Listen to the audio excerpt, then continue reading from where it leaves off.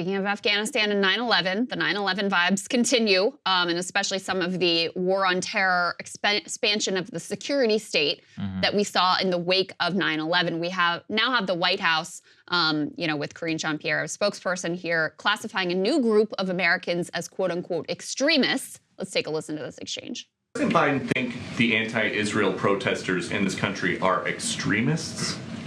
What I can say is what we've been very clear about this. When it comes to anti-Semitism, there's no place.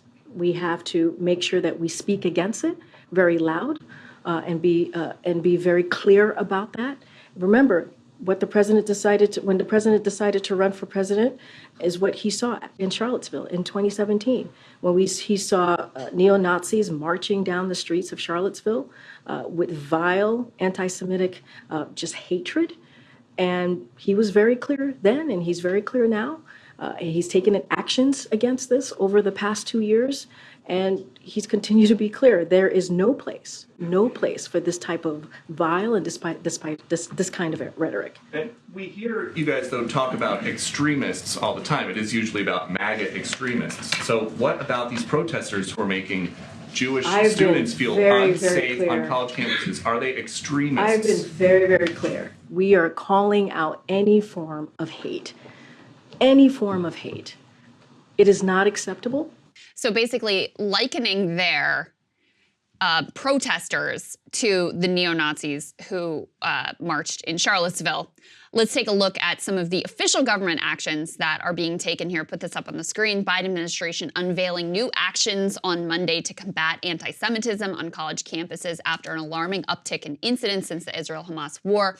The Departments of Justice and Homeland Security are partnering with campus law enforcement to track hate-related threats and provide federal resources to schools according to the plan, which was shared exclusively with NBC News. Some of what they'll be assessing include specific and credible threats that are flagged online. So listen, you might hear that. Everyone should be completely opposed to anti-Semitism, which is disgusting. And there is no doubt there has been a rise in anti-Semitism. There's no doubt that some of the protesters have expressed anti-Semitic sentiments. It's also very clear that, the 2/3 of the American public supports a ceasefire, which is completely at odds with the White House, something they have called repugnant. You also have many Jewish protesters who are in support of a ceasefire and in support of a Palestinian statehood, et cetera.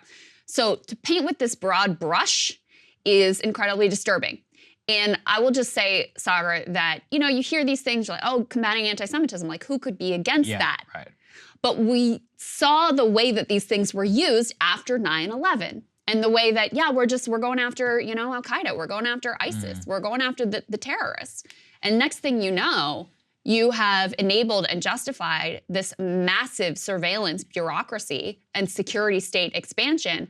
And, now when you're expanding to a new massive group of extremists from the White House podium, this is something that people should be very concerned about, however you feel about this conflict or those protesters specifically. Even reading the details of this Biden thing, the Departments of Justice and Homeland Security are partnering with campus law enforcement to track hate-related threats and provide federal resources to school. Oh, campus law enforcement. You mean the kangaroo courts that have basically been set up across this country for the last 15 years in the modern era of Me Too? I don't think so. These are the people I trust probably least on the planet.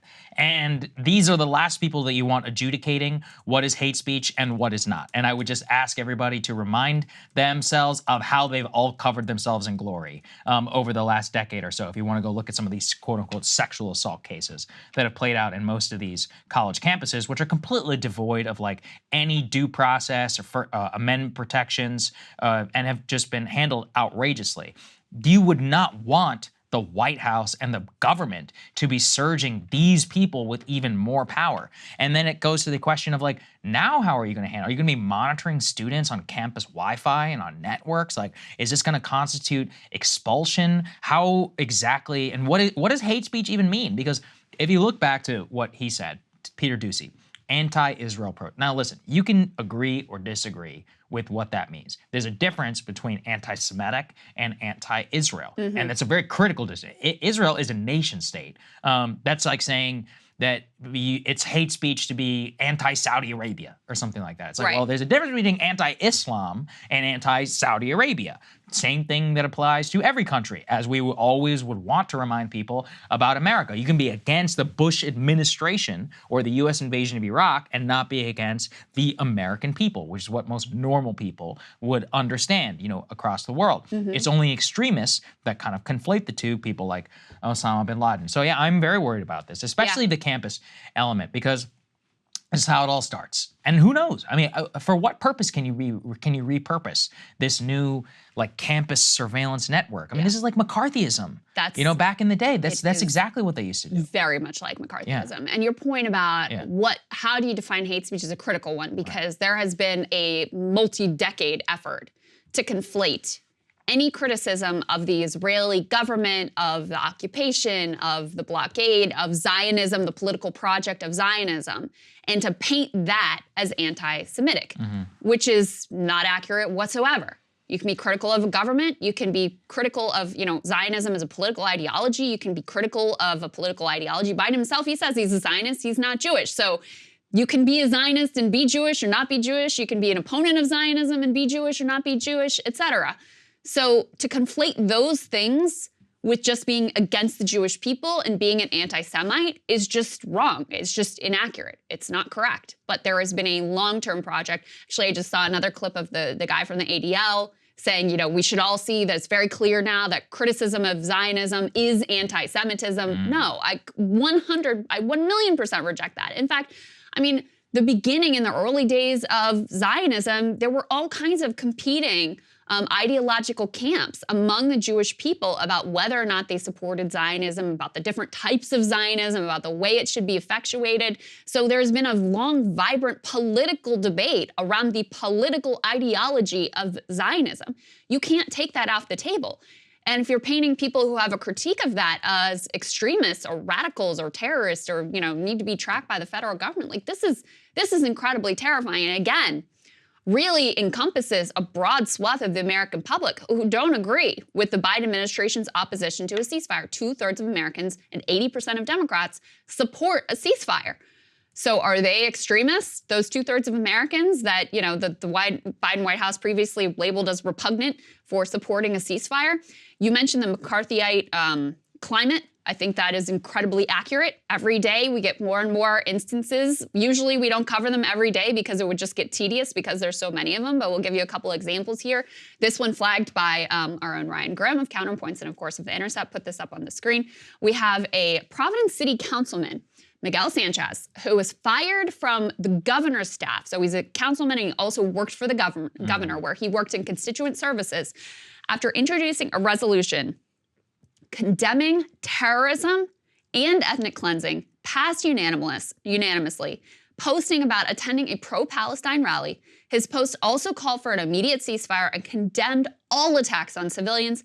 He was fired on Friday with his public comments cited as the reason for the firing. And Saagar, just to be sure, I went back and looked at all of his public posts on Twitter, and it's very nothing he says should, in my opinion, even be controversial, just about protecting civilian life. And yes, he is very sympathetic to Palestinians and their humanity as well.